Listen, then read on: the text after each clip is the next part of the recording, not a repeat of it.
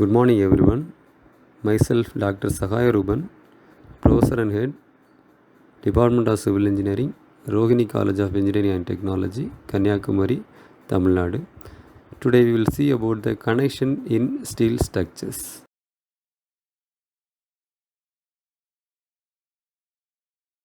In this presentation, mainly focus on the different type of connection in steel structures, then the application in bolted connection, then the design specification and procedure. Normally we have to follow IS 800 2007. There is a general construction in steel code of practice. This is used to design steel structures nowadays in India. Then we'll see about the types of failure in bolted connection. Finally we'll see the design problem on bolted connection.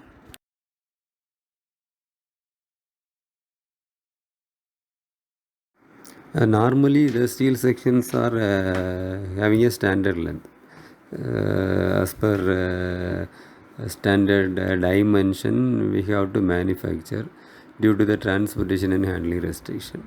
So most of the steel structures members are having a great length, that is a span length is high, having a large 3-dimensional spaces. The major advantage compared to the concrete is it having a greater length, that is a span length is more compared to the concrete elements. Hence it is necessary to create such special structures from 1 and 2 dimensional element, and also to bring about the stability of the structure under the different loading. So while doing the connection details, we are very careful doing the connection. Otherwise that structure will not stand for a certain loading. So we have to concentrate on connection detail very carefully as per IS standard specification. This is a graphical representation of different types of connections. First figure shows the riveted connection. Second one is a bolt connection, and last is a welded connection.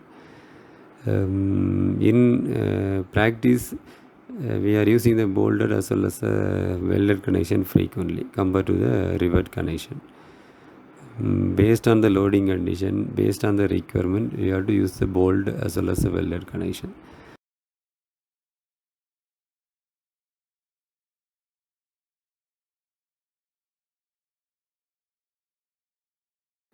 So in this presentation mainly focus on a bolted connection. Normally load in bolted connection. The bolt are subjected to the shear or tension loading. In most of the bolted connection, bolt are subjected to shear. Normally shear is single shear or double shear will be occur in the bolted connection.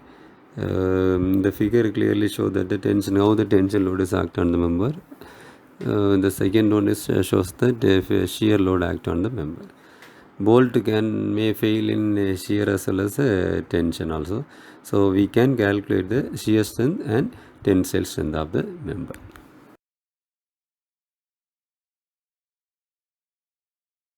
So before starting the design procedure, one of the important parameter, that is the joint in steel elements. We have to connect the plates by means of the bolt. So normally there are two type of joint available. One is a butt joint, another one is a lap joint. In the figure 1 shows that the butt joint connection, two plates are connected together by means of the two cover plate. Maybe it may be provided in the top as well as the bottom. There is a butt joint, and this is clearly shows that a bonding area. This is a two plates. This is a bonding area. So top you have to provide a one plate, and bottom also you have to provide another one plate. It will be connected by means of the bolt. Then second figure is a lap joint connection. The two plates connected by overlapping each other, and it will be connected by means of the bolt. So these two type of joint normally used in practice. Next we'll see the design of bolted connection. The design strength normally calculated by using the shear strength of the member. Shear strength is calculated by, there is a design shear strength is calculated by the list of following. First one is the shear capacity of the ball, second one is the bearing capacity of the ball, last one is the design strength of the plate. It is clearly given in IS 800 page number 75, class 10.3.3. That is the design shear strength of the bolt. VDSP is equal to VNSP divided by gamma MB. Gamma MB nothing but the partial safety factor of the given bolt. It is given in the table number 5 of IS 800. The nominal shear capacity of the bolt VNSP is calculated by FUB by square root of 3 NNANB plus NSASB. NN is equal to 1, that is NN nothing, the number of shear plane through the threads, that is equal to 1 for each bolt. NS is equal to number of shear plane intercepting non-threaded portion of the sun. Normally in double shear that NS value is equal to 1. In a single shear the NS value is equal to 0. So SB, that is nominal shung area of the bolt, that is calculated by the bolt consists of two portions. One is a shung, that is a plain portion. Then below this, that is called a threaded portion. Then a shung we have to calculate, that is a circular in shape, that area is pi d square by 4. In a threaded we have to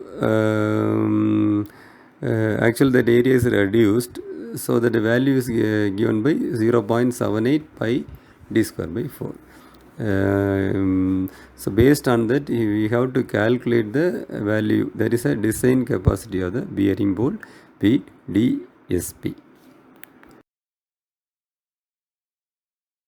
So the next step to determine the bearing capacity of the bolt, it is clearly given in IS 800 class 10.3.4 page number 75. So VDPB is equal to VNPB divided by gamma MB. Gamma MB is a partial safety factor that is given in table number 5. That bearing strength of the bolt, that is VNB is calculated by using this relation. That is 2.5 kb d into T into Fu. D is nothing but the diameter of the bolt. T is the thickness of the plate used in this design problem. The minimum thickness, that the bolt is connected by means of two plate. The plate having, for example, that plate having the thickness of 10 and 12 mm. So minimum thickness 10 mm, you have to use it in this calculation. Then Fu nothing, that ultimate tensile stresses. The KB is calculated by using this, the list of this one. This 4, first one is a E by 3D naught, then P divided by 3D naught minus 0.25, FUB divided by FU. FUB nothing but the ultimate tensile stress of the bolt divided by Fu is the ultimate tensile stress of the plate. Least value you have to calculate, then substitute the formula of bearing strength and calculate the value of E and BB. Here this is a value of E, nothing that edge distance of the bolt. P is a pitch distance between two bolts. It is given in the diagram clearly. Using this formula you have to calculate the bearing capacity of the bolt. Finally, we have to calculate the design strength of the plate, that is TDN. It is given in the page number 32 of IS 800. So TDN is equal to 0.9 ANFU divided by gamma ml. Gamma ml nothing, the partial safety factor, that is directly given 1.25. The value is taken from the code, table number 5. Fu is the ultimate stress of the material. Here in this case we are using the plate, so we have to calculate the stress in plate. Then AN is the net effective area at the critical section. Critical section nothing but where the failure will be started or occur. So it is calculated by B minus ND naught plus summation of PSI square divided by 4GI into T. If the bolt is skirted, we have to consider the summation of PSI square divided by 4GA. If the bolt is connected by the symmetrical manner, that value equal to 0.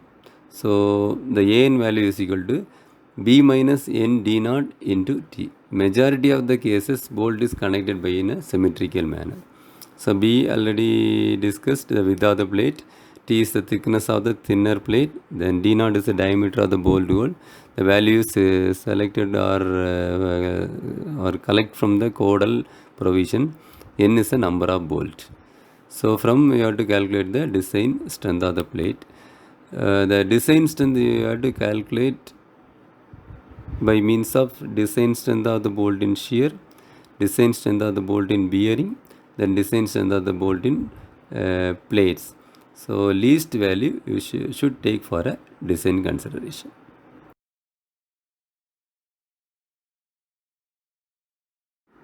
So after calculating the design strength of the bolt and plate, finally we determine the efficiency of the joint. So that is design strength of the bolt divided by strength of the solid plate into 100. Strength of solid plate is calculated by Fy divided by gamma m0 into 100. Fy given in table number 1, then gamma m0 in table number 5 of IS 800. So these are the steps to determine the strength of the bolt and efficiency of the given joint. Based on this design procedure, you have to do the problems.